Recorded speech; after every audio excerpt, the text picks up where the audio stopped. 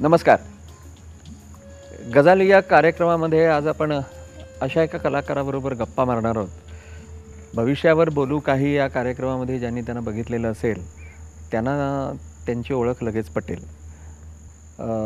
संगत सोबत या नाटकाच्या निमित्तानं त्याच्या लेखिका आणि त्याच्या दिग्दर्शिका संपदा जोगळेकर कुलकर्णी या गोव्यात आल्या होत्या आणि त्यांच्याचबरोबर आपण आता त्यांच्या कारकिर्दीविषयी गप्पा मारणार आहोत. संपदाजी, तुमचं प्रुडंट मीडियाच्या वतीनं या कार्यक्रमामध्ये स्वागत. नमस्कार. या नाटकाबद्दल आपण नंतर बोलू. मला सांगा की मुळात परफॉर्मिंग आर्ट या माध्यमाकडे तुम्ही कशा काय आलात? परफॉर्मिंग आर्ट या माध्यमात तुम्ही म्हणालात, पण मी 22 वर्ष या क्षेत्रात पण तरी माहिती नाही. ऑल द बेस्टचा गिनीज बुक ऑफ वर्ल्ड रेकॉर्डमध्ये नोंद आहे. 6 महिन्यात 450 शो, म्हणजे आता हे माझं 6वं नाटक आहे. पण तुमची कुठली बॅच हो ऑल द बेस्टची? अगदी पहिली. संजय नार्वेकर, अंकुश चौधरी, नंतर भरत जाधव आणि संपदा जोगळेकर. त्यावेळेला लग्न झालं नव्हतं. आणि त्याच्याही आधी 2 नाटकं, माझी आईचं घर उन्हाचं, नंतर रिप्लेसमेंट केली होती मी, घर तिघांचं हवं, आणि 3रं नाटक ऑल द बेस्ट. त्याच्यानंतर वाऱ्यावरची वरात, झोपी गेलेला जागा झाला, आणि आता हे सोबत संगत हे नाटक. मालिकांमध्ये या सुखानो या मी डेली सोप केली. ताकदी नादीन मी अँकरिंग करायचे.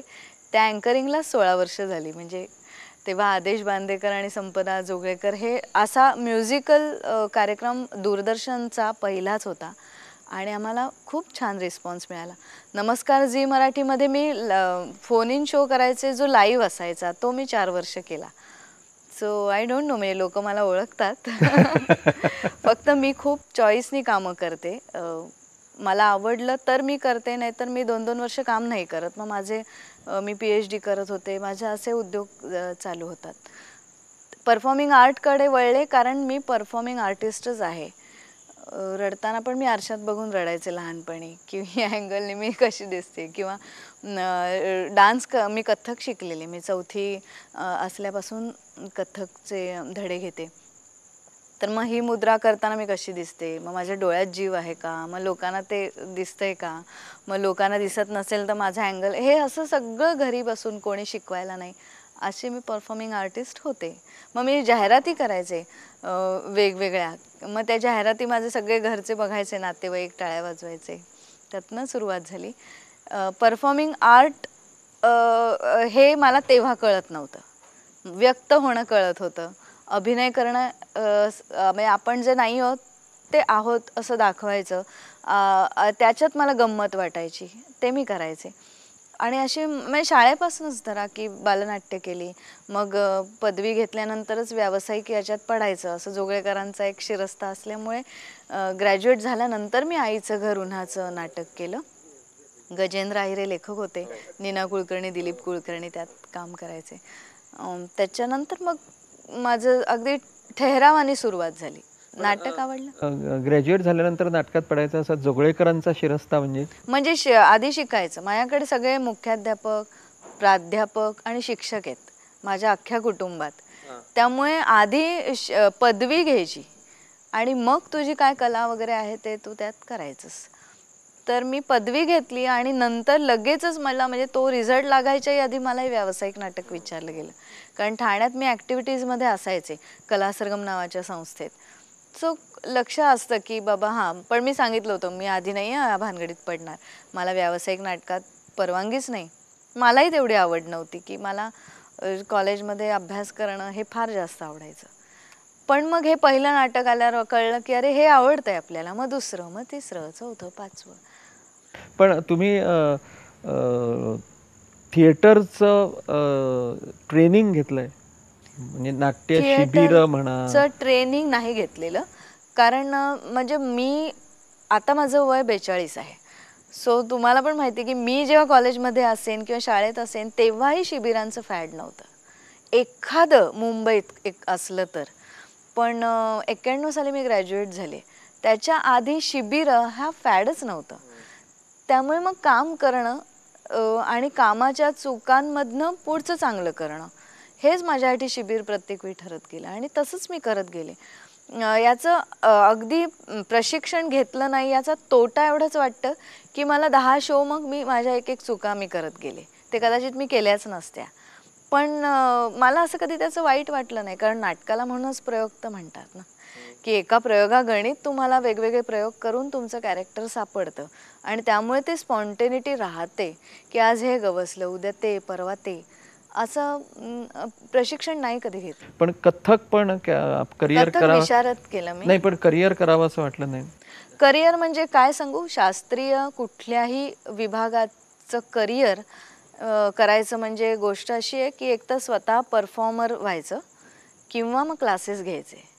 आणि मला नुसते क्लासेस घेण्यात अजिबात इंटरेस्ट नव्हता.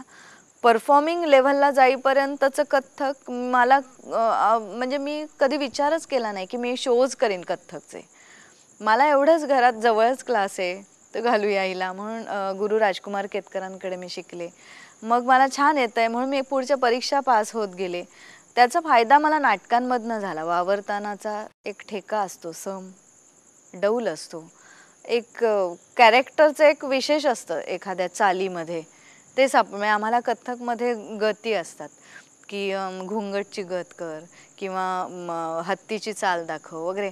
त्याच्यातनं मला कॅरेक्टर्स मिळाले आणि ते नाटकात मला उपयोगी पडली. पण त्यामुळे कथ्थकमध्ये करिअर नाही, कथ्थक माझा छंद आहे, माझ्या मनाला रिझवणं आहे, हेच मी गृहीत धरलं होतं. आणि मगाशी तुम्ही म्हणालात की मी 2-2 वर्ष काही करतच नाही, मला नाही आवडलं तर. हो हो. तर काय क्रायटेरिया लावता तुम्ही, म्हणजे हे काम मी करावं की नाही? क्रायटेरिया म्हणजे आयदर मला तिथे माझी बौद्धिक भूक भागली गेली पाहिजे, मला स्पॉन्टेनियस बोलता येतंय आणि ते लोकांना आवडतंय असं कळत गेलं म्हणून नमस्कार झी मराठीसारखा शो केला, जो लाईव्ह आहे. चुकलात की लाखो लोकांसमोर जाणार, तुम्हाला तर माहीतच असेल. आणि म्हणजे ती रिस्क आहे आणि त्यामुळेच ते टॅलेंट आहे. तर तसं मी करत गेले की पण तसा कार्यक्रम मला लगेचच जर आला नाही तर अट्टहासाने जो येईल तो करायचा, याच्यातली मी मुलगीच नाही.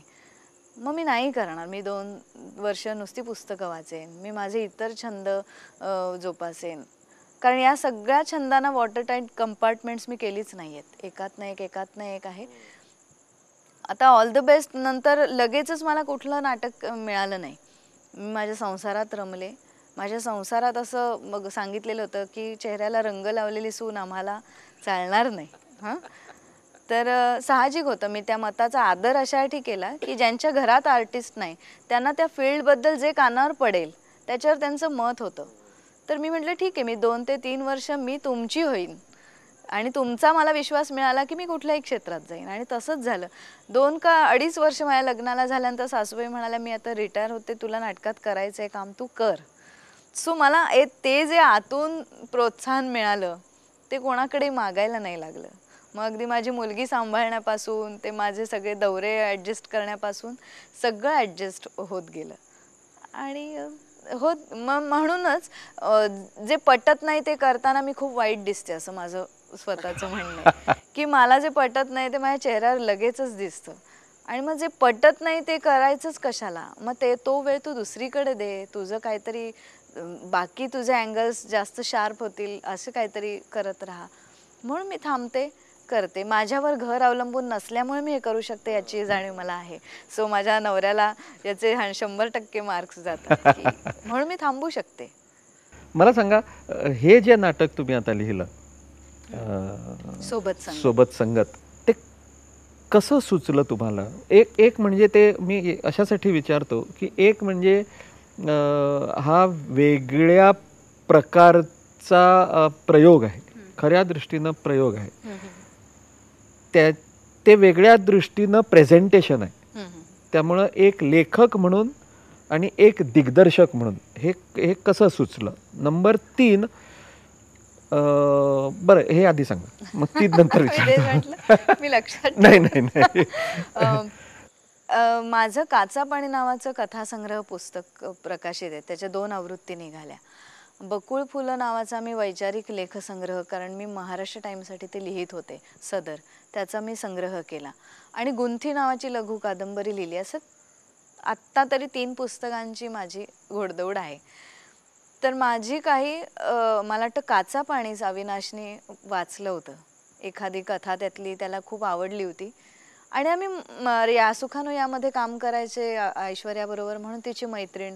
अविनाशबरोबर कधी असं एकत्र की बाबा चांगले हे दोघं जण आर्टिस्ट आहेत. दोघंही वाचून ठरवतात. हे दोघंही स्वतःची आब राखून आहेत. त्यामुळे मला ते दोघं खूप आवडायचे. असं वाटायचं यांच्याबरोबर एखादी कलाकृती आपण आयुष्यात नक्की करू. आणि तो योग असा आला की अविनाश ऐश्वर्याने विचारलं की आपण करूया का नाटक.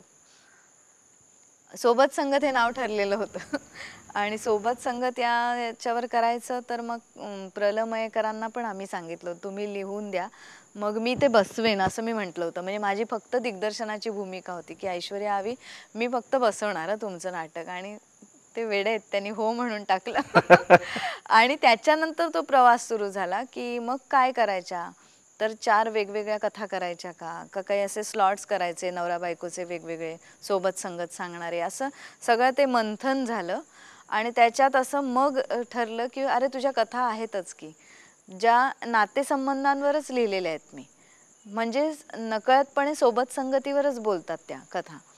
मग त्यातल्या 2 चांगल्या निवडल्या 2 मी या नाटकासाठी लिहिल्या. असं सगळं झालं. मयेकरांना ते सगळं नेऊन दिलं की याचं आता तुम्ही नाटक करा. ते म्हणाले हे तू ऑलरेडी केलंयस तू कशाला माझ्यासाठी वाट बघतेस स्त्री लेखिका कमी आहे तूच नाटक लिही